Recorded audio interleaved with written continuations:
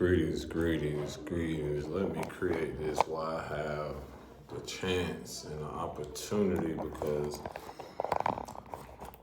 this is going on a new channel, Unfiltered Innerchild, and this is definitely related to some experiences I'm currently navigating through. But this is why it's so unfiltered and so raw. Okay, I'm trying to position the phone. I wouldn't say I wasn't prepared, but I didn't think I was going to do a video until I got some clarity, which is wow. Come on, phone, set up. How could I usually I got a new stand for my phone. That's all the goods of the wood. I'm trying to get it to not be in there in a way. I got my phone on the charger, so it's kind of challenging to do this. Okay, I'm gonna have something.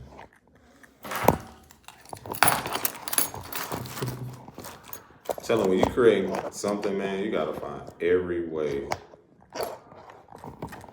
Every way. I gotta keep it from sliding. I gotta make sure my phone charging too. Yeah. Okay, because I don't want to hold this thing. Oh, you know what? Yep, that'll do it. That'll do it. I knew something told me to go to the side. Put it to the side. Well, this is a great topic because it really, I just had an experience with, well, let's give gratitude. Because this is I gotta clap it up for myself because this is like my third channel. And it's a part of my own evolution, which is beautiful because if you're just now in here, clap it up for yourself, give gratitude for who you are, how far you become.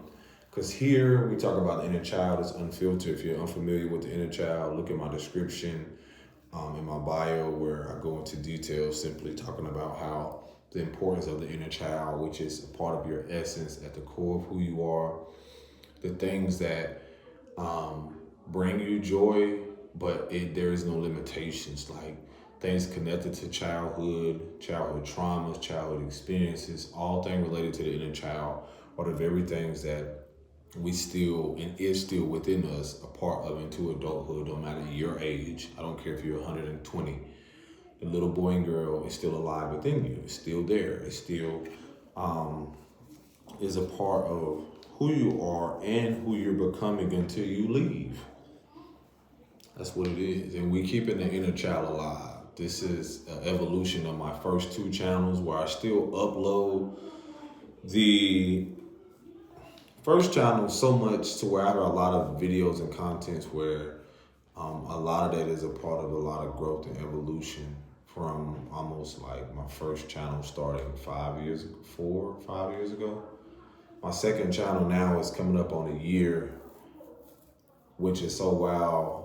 Because when I looked at it, I started on May 28th, and I believe at the time I was, going through experience through the shelter.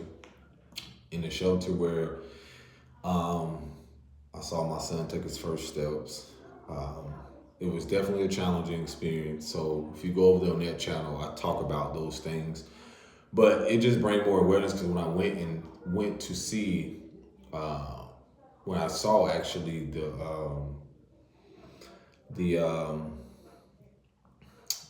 when I created it, it was May 28th, and I'm creating this on May. I think I just started this other channel either before May. Yeah, I believe I started this channel either May 1st, May 2nd.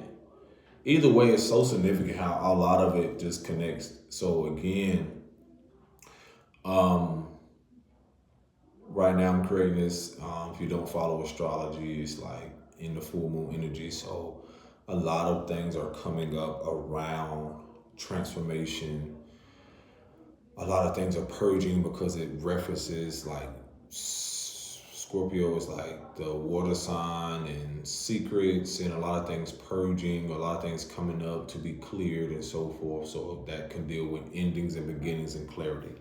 So for me, I got a lot of clarity, and I realized it's a process of me being here now, creating an inner child. And so the beauty of all of this is like the name is perfect, like unfiltered, like literally, like you're gonna get some minerals, you're gonna get a little dirt, you're gonna get a little everything in this because it's just what it is. So I had a moment earlier.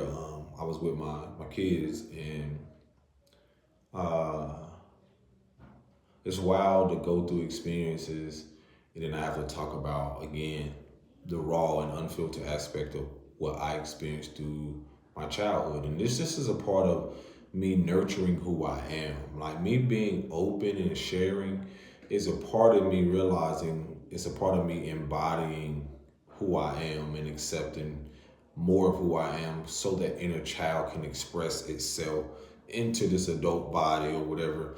But it's just the fact that I'm a natural communicator. I realize a lot of things I'm doing is be a bridge from those people who have hid from themselves and running from themselves and being able to connect the dots to tell you like you've been running from you, the version of you, that little boy and girl that maybe experienced some type of trauma or was silenced very young or something that affected them. And I talk about topics like that to inform you that you're not the only one. And especially as men, I'm a man, I'm approximately like 6'4", 6'5", but either way, just the fact of men speaking about this, speaking about a man speaking about this, and a little, speaking from the little boy and the versions of him, teenagers and so forth, is just a form of realizing it's beautiful to be in tune with your emotions. It's okay to cry. It's okay to hold space for yourself and capacity for yourself to show up for yourself so that you can be not only a healthy version for you, but for those younger men that will see you. And as well as women and so forth, and younger women as well, that needs to actually see and visualize someone in their vulnerability. Now, the inner child aspect is also realizing the trauma and then also now navigating through this and in protecting that now. Having healthy boundaries, standing in your love, taking back, not so much taking back, but for some people it can feel that way, but standing in that authority, reclaiming your power from the depths of what was suppressed through escaping through money, materials, and so forth, whatever it is, and then no longer repressing the things, and so forth. So I had an experience earlier to where we were in the library, and I'm here now in the study room, but it was something leading up to the fact of me getting clarity on how much a lot of people have this false identity created around progressing or progression, especially when it comes to either knowing or not knowing that they have been experienced some type of trauma or abandonment and neglect. And that right there in itself can naturally put a limitation on, the child, and almost like dealing with abandonment. You can research this and learn more. You're most likely going to deal with self-esteem issues or, things around your identity, the confidence, and how to build that and build bridges or connections with people and maintain it. And so from lived experience, this is what I went through. And now I'm learning more about nurturing my inner child and mothering and fathering myself. I realize how much, again, when you're surrounded by people who are more loyal to the wound. When I say loyal to the wound, it's an expression of saying like how some people, through their unhealthy habits or through their unhealthy behavior patterns or attachments to dysfunctionality, it's a way of, if they're being a guardian or parental guardian, or, in a way, if they're not aware, their actions affects the child, especially dealing with abandonment, how that hinders the progression of a child as they grow, the maturity, especially like emotionally, whether they're, dealing with emotional intelligence, you have to be emotionally in tune instead of being, and learning from that. when you're talking about undeveloped stage, or a lot of people have dealt with arrested development, I advise people to research that, where people can seem, it's like they're literally under arrest or arrested by what they developed in their childhood, like these experiences. And I want to let people know in my description, it also describes, or I go into detail about, I do not proclaim to be a therapist, a licensed therapist, or anything of such. I just have a way with words. I know myself very much well in my becoming stage of that. And a lot of things I feel, my perspective is that you don't have to go to school for. Now, some people, their experience is different. To each their own. I had the honor of being and growing up in environments where you see and observe a lot of things, and I realized I had to give to discern, but also absorb, and I had to learn through that. That's a part of my healing, my inner child, and protecting myself now. In that experience and lived experiences, what I reference African proverb where it says the young boy is more wiser than the elder man that stays in the village. And the reason I reference that is also a part of, from my perspective, is how you stay young and be a student in life, but travel outside of your norm. And I'm gonna connect this proverb to, again, the progression when you're in environments that are dysfunctional or trauma bonds. And so again, that proverb, I've lived and still living in honor, because I realized that through my own lived experience, and then especially from elders who just stay put or stay comfortable or stay stagnant in their hometowns and just go based off their lived experience. That proverb to me represents the fact of like not being one dimensional when you're looking at things, or staying in one lane, or not trying to venture off and learn about other aspects, other nationalities, other, experiences, that you have the free will and the sovereignty. So that being said, the young boy becomes wiser because he experiences more. He doesn't limit himself. And so that's the thing about when you're dealing with trauma bond or dysfunctionality, or things that are unresolved, suppressing through learned behavior patterns, trying to escape through a career and so forth. This hinders the growth and the progression of a child mentally, emotionally, spiritually, and so forth. So me connecting that is to the fact of my experience today, where I will say that it's not about being the best, but I know a lot of people can connect depending on the demographics.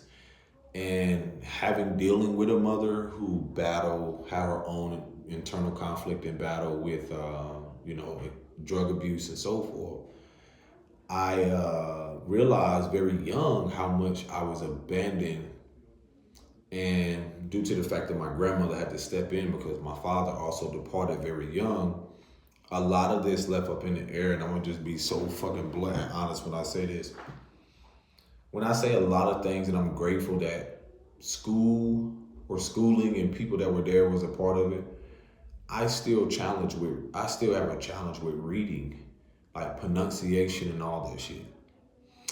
And there are so many people that are like this, and there are so many people who I realized like it wasn't a priority for a lot of people to make sure that I like learn this shit young, like read or learn certain things.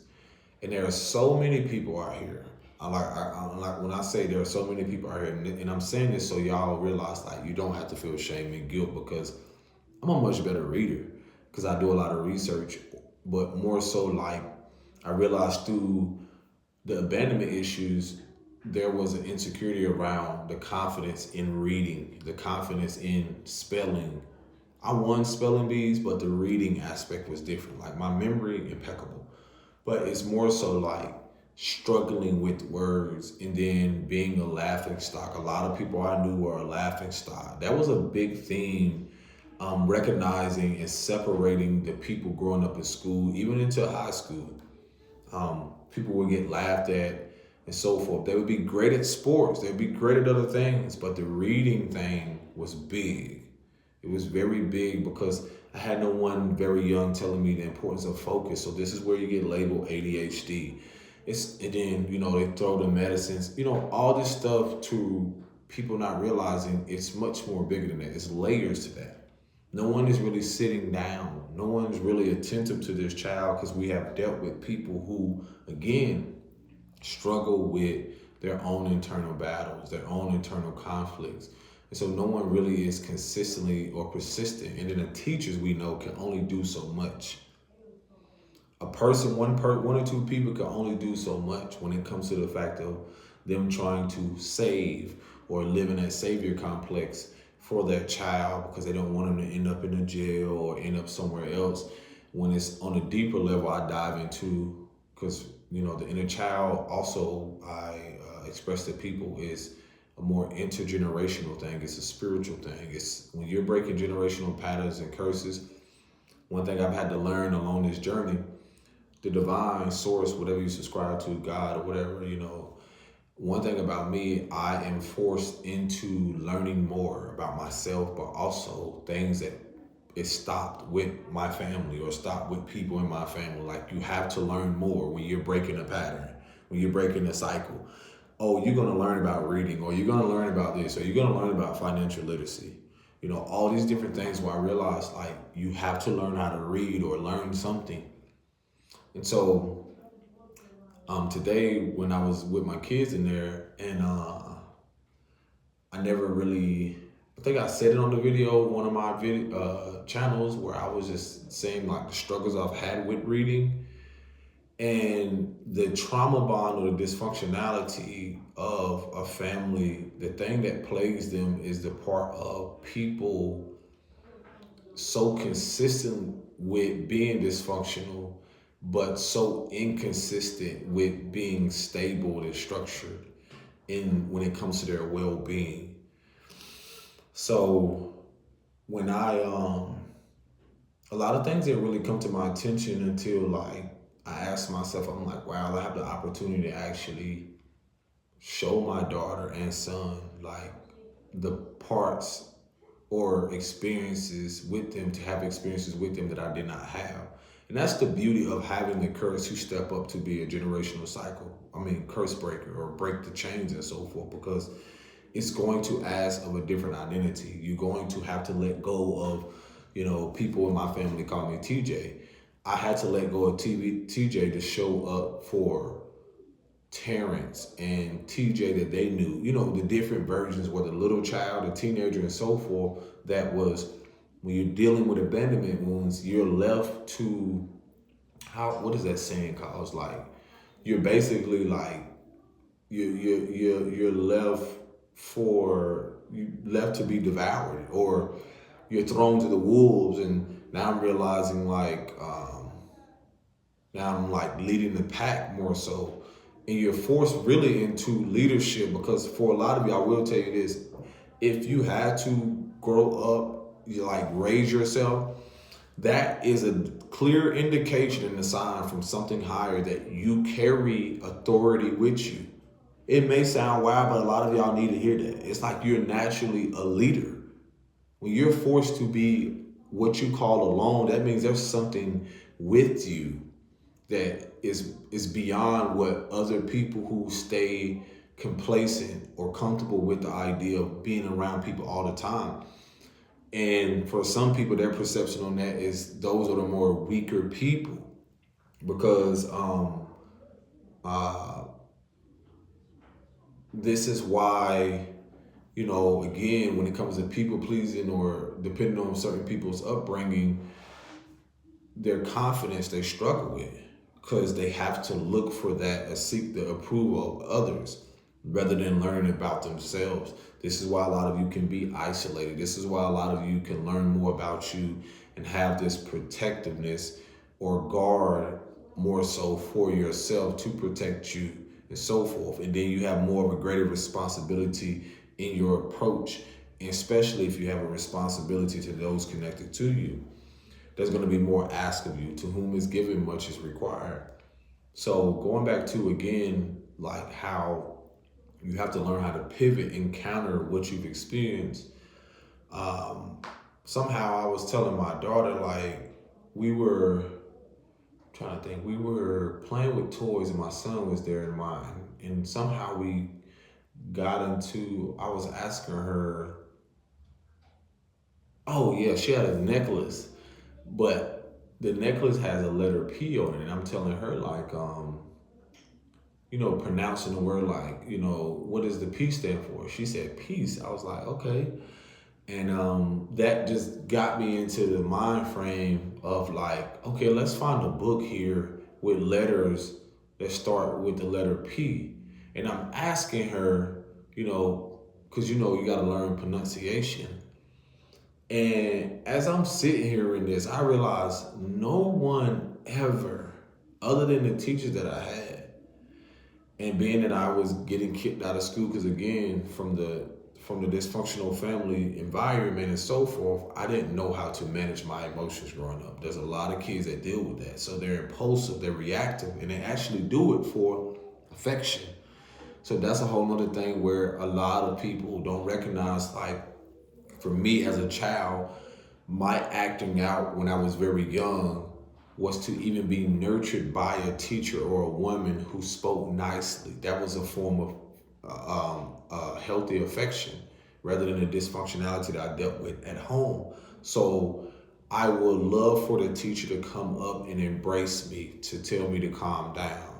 I literally did that shit just for that, to feel a sense of safety, because that's how much, again, when you grow up in environments, whether it was abusive, dealing with neglect and so forth, you unconsciously will seek out, part of you, that inner child wants to feel safe. So one of the things I've been recalibrating and rebuilding my identity around is being emotionally safe, and recognized through the fact of trauma bonds, through relationships from my inner child and childhood development. I recognize the fact of a lot of the relationships I unconsciously, due to my subconscious programming, and due to the childhood traumas, I was repeating a loop of learned behavior patterns, unhealthy coping mechanisms with relationships with people who was just as emotionally safe, who hid things, who were abusive, who had probably been abused and so forth. And that was on so many levels, when you're talking about mentally, emotionally, physically, financially, and so forth, that I experienced majority from the opposite sex, or just from the, matriarchal, the women and so forth. And a lot of these things I ignored until now I realize the little boy in me deserves to be safe and feel safe. For a lot of you, you have to let yourself know that the little boy and girl inside of you deserves to feel safe and secure. That's one of the things that I learned through my natal chart in astrology. If you don't follow, that's cool. That one of the affirmations, because of one of the transits or signs or something that I had in there, I forgot the terminology, but in some house that it was referencing that, I affirmed to myself that I am held.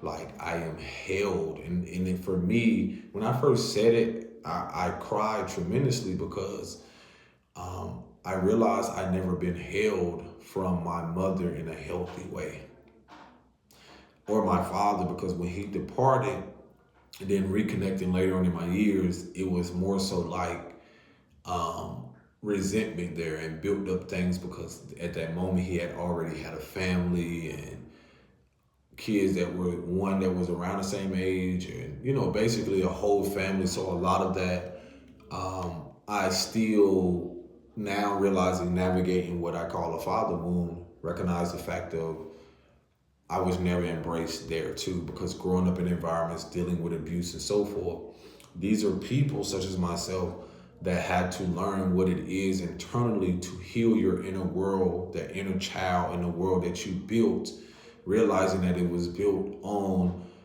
like a sandcastle, things that were dysfunctional, things that were so traumatic, to where you realize, like, it has done a number on your ass. Like it has done so much to where it has affected other people in your world, whether they be shutting down, being silent, succumbing to abuse in so many different ways, or just simply shrinking.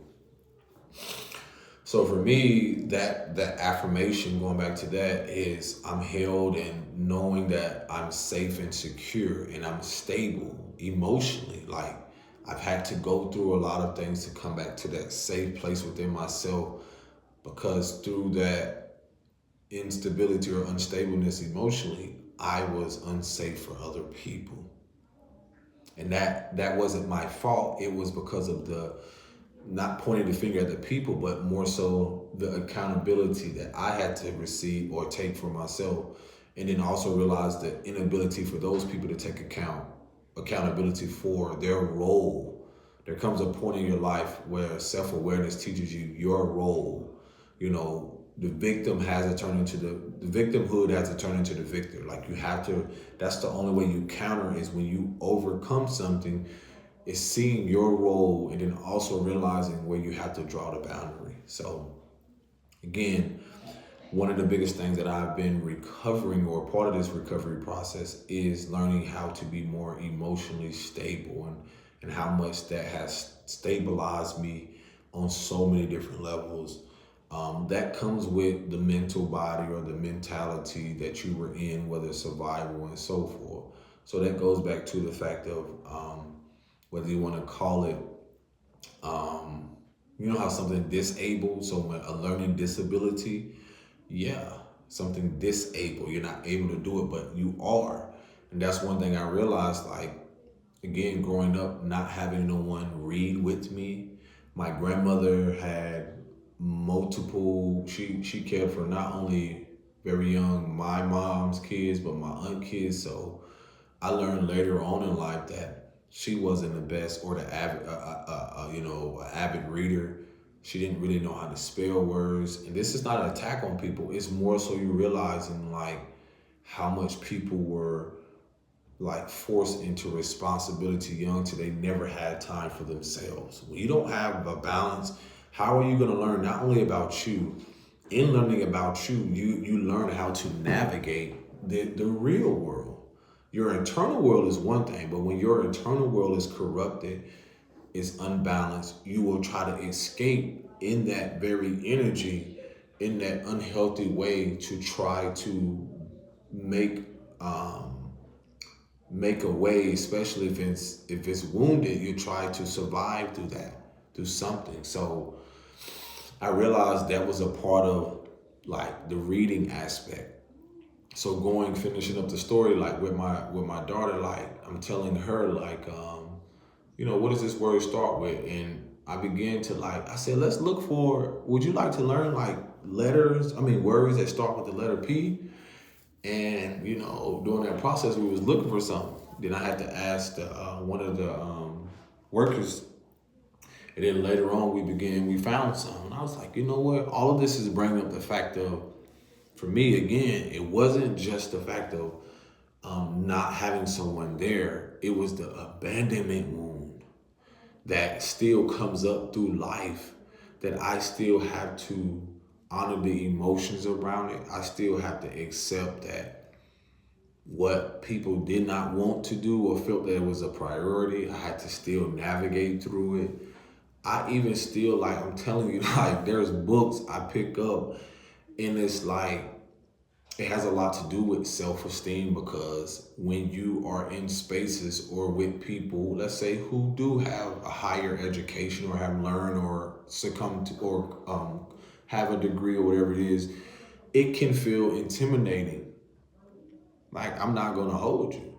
That doesn't mean that I'm afraid, but sometimes when you're dealing with insecurity, you're not going to be the first one to raise your hand to read. So that was a big thing for a lot of kids and people such as myself. When you're younger, growing up in said environments, you're not going to be the first. You sure won't be the last when it comes to realizing how much abandonment wounds affect a child's progression. So for me, I also realized the trauma bond in how the progression with people that are dysfunctional can hinder the growth of a child's mental, spiritual, emotional, and physical state when it comes to them moving forward in life. This is something that has followed me, into my adulthood and even into my fatherhood. So for me, the inner child is so significant is because, again, most people, I tell y'all, most people run and want to run into the responsibility of being an adult, but they have ignored so much of they have repressed so much from when they grew up in childhood. And a lot of resentment is there because they want to go beyond, um, and this is how a lot of people become stuck. They want to go beyond working a 9 to 5, or they want to go beyond doing what's familiar. And that's a part of the unhealthy attachments and the trauma bond people have with their mother and or family and so forth, to where they're more focused on who you are to them because it's a trauma bond. It's keeping you binded in such an energetic, emotional, spiritual way, and even physically, to where their support will never be genuine because it's going to shatter their illusion. It's going to shatter the foundation of even the idea of the trauma bond in itself.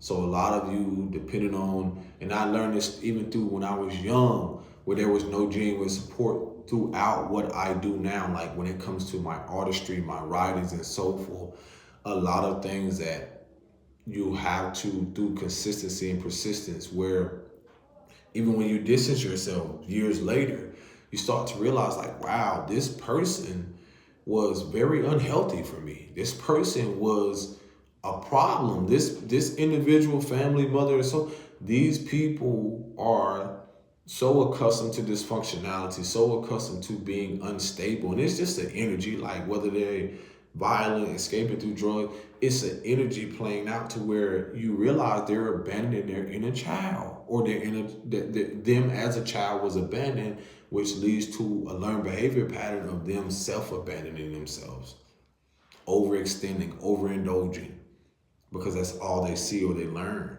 And so for me, that's what was the main focus. Instead of learning more about who I was or having genuine support system, then you're thrown to the wolves and now you're raising yourself. And then now you're trying to gain a sense of stability without even knowing how. So a lot of you, again, learning things later in life, it's challenging. It's challenging when you see someone who can read fluently, fucking well they got a lot of support. Even with being, let's say, especially like for, indigenous men or a darker man, there's so much stereotypes. There's so much, depending on your demographics, you already have these labels, or you already have this underdog mentality that's forced on you, or you're automatically X'd out. There's so many different things beyond the fact of the support with reading. So when I was telling my daughter, let's look for a book, and then later the support came from the people that were working here, I was like, you know what? This in some way is supporting me as well as her. And that's the beauty of being a bridge from what was unhealthy before, and then now you being a bridge to your own children and more so other people. So I was like, we're not just gonna get 4 books. She wanted 4. I said, we're gonna get a lot, because in reality, I'm learning my fucking self. Like, I'm not even gonna hold you. You know how many people can speak fluently but still struggle with reading?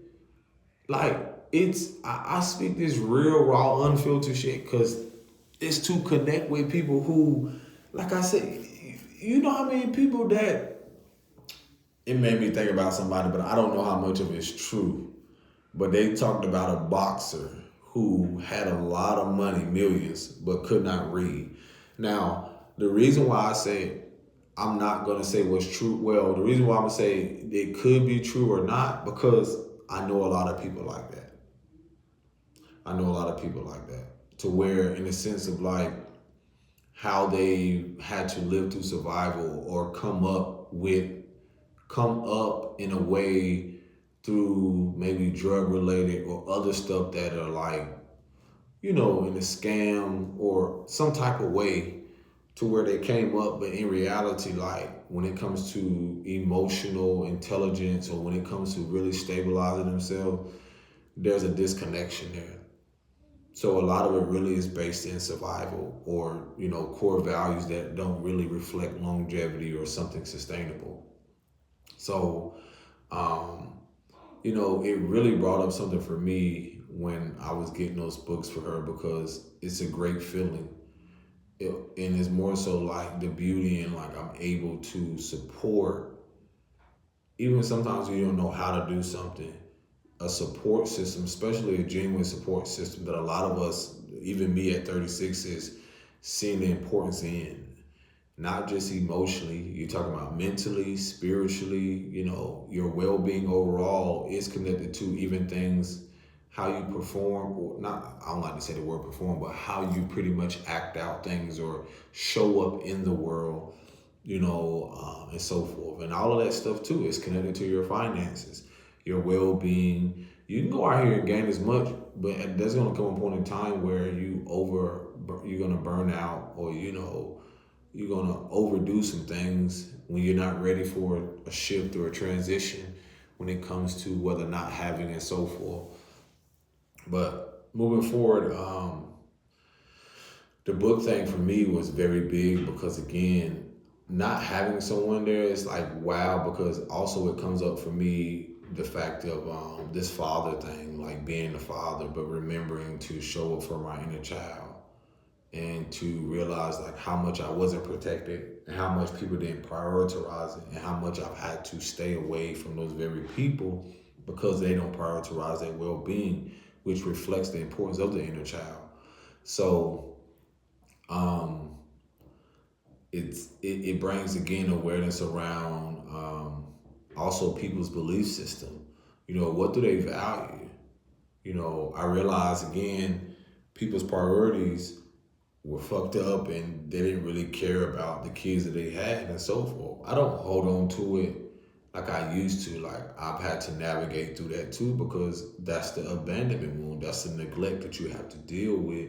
And what this does is that it'll have you living in survival, unconsciously repeating this loop of this perceived way of you thinking you're getting somewhere, but internally when you have to sit with yourself, you're not ready. You're not ready because you've been escaping through the very thing that you felt you didn't receive, that nurturing, that support, things that as you become, grow in age, it shows up. It shows up in the body. It shows up in a mental space. It shows up emotionally. And when people don't recognize it, they'll keep living their life out through unfulfillment because their needs were unfulfilled. So how this has shown up for me, I even recognize like going to school, my focus wasn't as what I would love it to be when I was trying to go to university. And I also realized again through trauma bonding, I also recognize how a lot of people in my, I call it second family, who were not supportive at all. It definitely exposed and revealed that when, during a time, like I said, I was always one trying to learn something, do something completely different. And one of the things I realized in that, especially talking about the reading topic, I recognized how much my mom throughout the years were escaping through drugs to where she also wasn't the best reader. And these are people like in adult bodies, once you realize how what's the word I'm looking for? Undeveloped they are emotionally, it's like they're codependent on these corporations for support when it comes to finances, housing, and all these different things. And it really just reflects basic human needs, basic needs that subconsciously they don't realize that has kept them from moving forward and so forth. That's why I had to stop my video because I had someone someone that I met come in and want to chop it up with me. And it's so fucking wild how everything, I tell you, bro, alignment or surrenderance will have you realizing like nothing is a mistake. Everything is unfolding beautifully, because he basically came in asking me something related to basically self-worth, what I've been talking about, self-worth, self-confidence, even the inner child aspect, because it showed me what he was asking, something dealing with like his work or what he wanted to do and how he wanted to reach out to people. And one of the things I had to remind him is that I'm only going to tell you something from my own lived experiences. So it's going to be almost like a projection screen. Like I'm only going to express to you something that from what I know. That don't mean you have to take it, receive it. Whatever clarity you get, it's on you. Whatever resonates, it resonates. But again, you only going to do something from your own feeling of self-worth, your own lived experiences.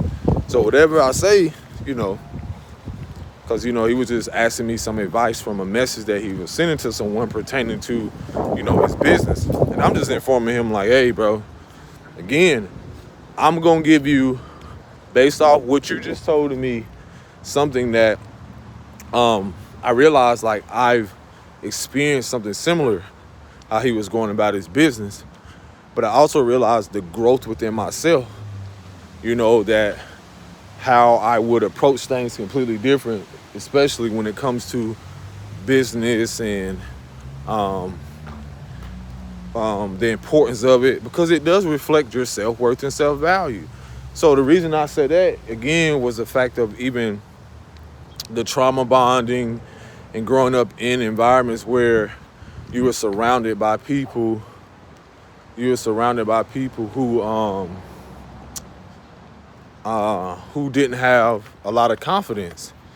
And so him coming in there was showing me like the growth within myself, reminding me of even like creating my content, speaking about what I'm doing now, and again, having the confidence, recreating my whole identity around the fact of not feeling shame and guilt around my own lived experiences and so forth.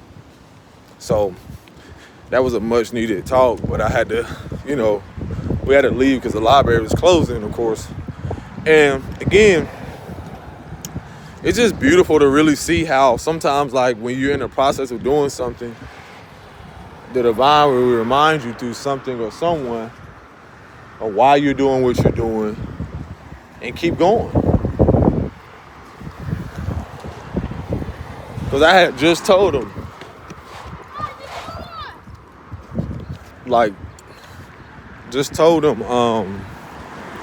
I'm in the middle of doing content. It's wild how you coming in and talking about this. I know this kind of, it all kind of ties into everything, because, again, a lot of what I realized a lot of abandonment wound has done when it comes to the inner child is it allows you to face the emotions and fears around how you show up, not only for yourself, but for other people. When you no longer abandon the parts of yourself that was abandoned through whatever exchange when you were a child, then you realize that a part of you is reborn, or a part of your identity begins to now express itself freely, unapologetically, through authenticity. So why I reference the inner child so much is me talking to him. It's like me talking to the little boy in him, because he was getting emotional just over the talk, and I was like, hey bro, it's a part of it. I'm encouraging you, get it out. And what it says is that I can again sense the fact that a lot of people didn't grow up with maybe encouraging people around them with genuine support. They don't have a lot of people to turn to who would give them honest feedback, who would let them know like, okay, even though I'm sharing this with you, you still have free will to make your decisions. So do with it with whatever, and so forth. Like, and encouraging him, you're still gonna go through your lessons, bro. Don't beat yourself up. Make the decision. It's on you. It's not on me. You're gonna make the decision regardless. So again,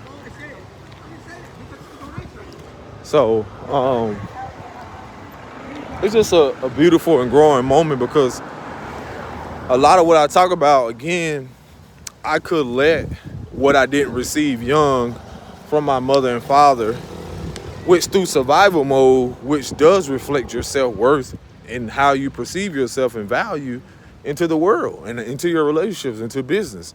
And so for me, I realized like the importance of overcoming those things. It shifts my belief system. It shifts my perspective. It shifts my value system.